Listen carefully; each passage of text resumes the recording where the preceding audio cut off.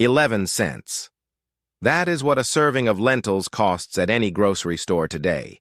The same food that Roman legionaries carried in leather pouches across Gaul, Germania, and Britannia while marching 20 miles daily in full armor. Not occasionally, routinely. Men in their 40s and 50s who had been in active service for 2 decades, maintaining leg muscle function that most people today would consider remarkable in someone half their age.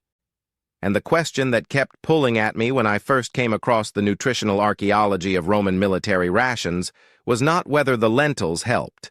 The records make that reasonably clear.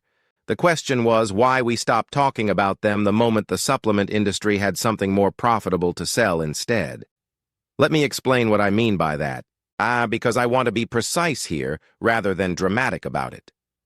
The Roman legionary diet has been reconstructed in significant detail through a combination of historical texts, archaeological site analysis at military camps from Britannia to Syria, and isotopic analysis of skeletal remains from legionary burial sites.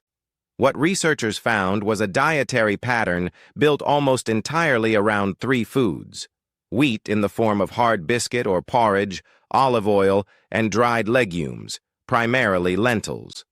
The olive oil provided the fat-soluble vitamins and the caloric density that sustained physical output. The wheat provided rapid-access carbohydrate. And the lentils provided something that modern nutritional science took decades to fully characterize, and that the Roman military had simply observed produced better soldiers than armies that did not eat them. The thing about lentils that the fitness industry has no commercial incentive to explain is that they contain a combination of nutrients that specifically addresses the 2 physiological problems that undermine leg muscle function after 50. Not one problem, 2 of them simultaneously. And both of those problems are things that expensive supplements claim to solve individually at a combined cost that can reach $60 to $80 a month for something you can get from 11 cents of dried lentils. The first problem is leucine threshold.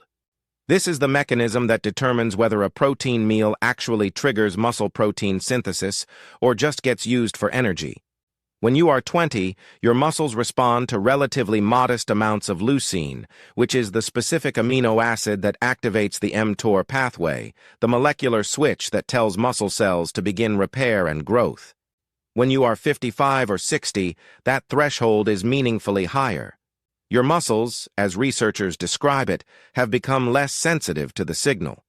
You can eat adequate total protein and still not cross the threshold that initiates real muscle repair. Lentils contain approximately 1.3 grams of leucine per cooked cup, which is modest by itself. But here is what the supplement conversation consistently omits. The fiber and resistant starch in lentils slow the absorption of their amino acids into the bloodstream, creating a sustained release pattern that maintains blood amino acid levels above the leucine threshold for significantly longer than a faster digesting protein source does. A whey protein shake produces a sharp spike that subsides within 90 minutes. A meal built around lentils maintains the signal for 3 to 4 hours. For a man over 50 whose muscles need extended exposure to leucine to respond adequately, that duration difference is not a minor technical detail. It changes whether the meal is anabolic or not. The second problem is more interesting and less frequently discussed. It is called sarcopenic inflammation, and it is the reason that a significant number of men over 50 who train consistently and eat adequate protein still lose leg muscle year over year without being able to explain why. Chronic low-grade systemic inflammation, driven in large part by gut microbiome dysbiosis, creates an environment where catabolic signaling in muscle tissue outpaces anabolic signaling even when the nutritional inputs are theoretically adequate.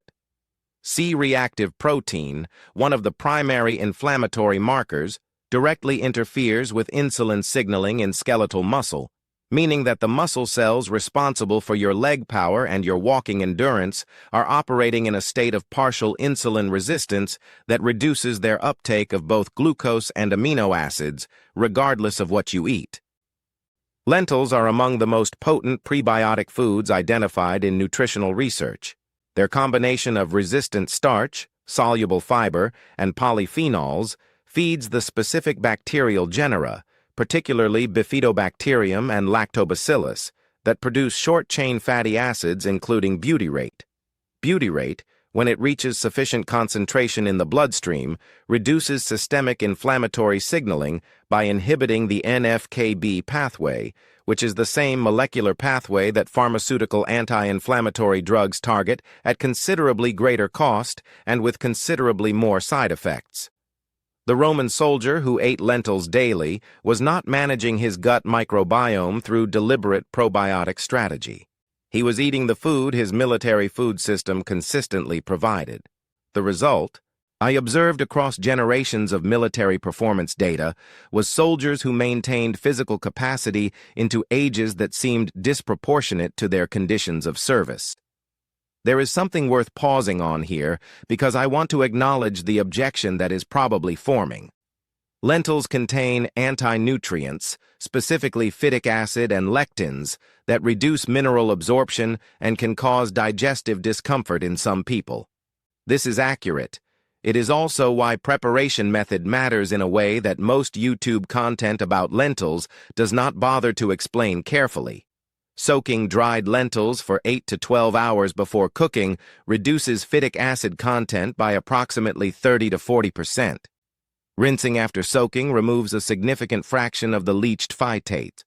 Cooking at full temperature, and which red and split lentils require for only 15 to 20 minutes and green lentils for 30 to 35, denatures the lectins.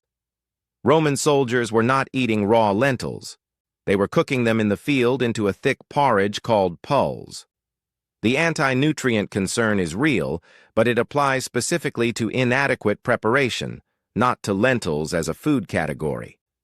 The populations that have historically consumed lentils as a dietary staple, from Roman legions to the rural populations of South Asia and the Mediterranean, who have among the longest documented lifespans in the modern era, were cooking them thoroughly. The preparation step is not optional. It is the difference between a mineral-blocking food and a muscle-supporting one. The zinc content in properly prepared lentils is approximately 2.5 milligrams per cooked cup. Zinc is the rate-limiting mineral for testosterone synthesis in the Leydig cells, and its absorption from lentils specifically increases when phytic acid has been reduced through soaking. For a man over 50 whose leg muscle retention is directly tied to testosterone availability, the zinc in a regular lentil-based diet is contributing to the hormonal environment that makes muscle maintenance physiologically possible. You can spend $30 a month on a zinc supplement. The zinc from well-prepared lentils costs approximately 11 cents per serving and comes embedded in a food matrix with fiber, protein, and polyphenols that work in concert rather than in isolation. I tried this for 6 weeks, not as a replacement for all protein sources, but as the primary protein vehicle at lunch, which is when the extended amino acid release has the most time to interact with afternoon training. What I noticed by week 3 was not dramatic. It was specific. Recovery between lower body training sessions felt different. The soreness was shorter in duration and less interfering with subsequent sessions. My performance in compound leg movements stabilized and then gradually improved across the 6 weeks in a way that had been stagnant for several months before. I am not claiming causality from a personal experiment of one. I am saying the experience matched the mechanism, which is exactly what you would expect if the leucine release duration and the anti-inflammatory gut effect were doing what the research suggests they do. And the practical application for someone who wants to test this is genuinely simple. 1 cup of dried green or brown lentils, soaked overnight, rinsed, then simmered in 2 cups of water or low-sodium broth for 30 to 35 minutes until tender but not mushy. Salt, olive oil, and whatever aromatics you have available. The result is a complete meal in terms of the mechanisms we discussed. It takes under 5 minutes of active preparation time, and it costs approximately 11 cents for the lentils, plus whatever the oil and aromatics add, which brings the total to somewhere between 25 and 40 cents, depending on what you add. The Roman army fed entire legions on this at scale, across centuries of continuous military operations. The food system they built around lentils was not a product of ignorance about nutrition. It was the accumulated output of observing what kept soldiers functional across decades of service in conditions that would end most modern athletic careers in the first year. There is a broader question embedded in all of this that I find genuinely interesting and that I want to leave you with rather than answer definitively. We have developed a remarkably sophisticated vocabulary for discussing nutrition, a vocabulary full of mTOR pathways and leucine thresholds and gut muscle axes and inflammatory cytokines. And that vocabulary is genuinely useful. But the foods that consistently appear at the intersection of historical physical performance and modern scientific validation tend to be the ones that cost almost nothing and have been continuously available to anyone willing to prepare them. The gap between the sophistication of the vocabulary and the simplicity of the food is where the supplement industry lives. It is not fraudulent to sell zinc tablets or branched-chain amino acid supplements, but it is worth noticing that the nutrients they contain were never scarce in human history. They became scarce in modern dietary practice at approximately the same time that the commercial infrastructure to sell them as isolated supplements became profitable enough to fund the information channels that told you they were necessary. 11 cents. Soak them tonight. See what your legs tell you in 3 weeks.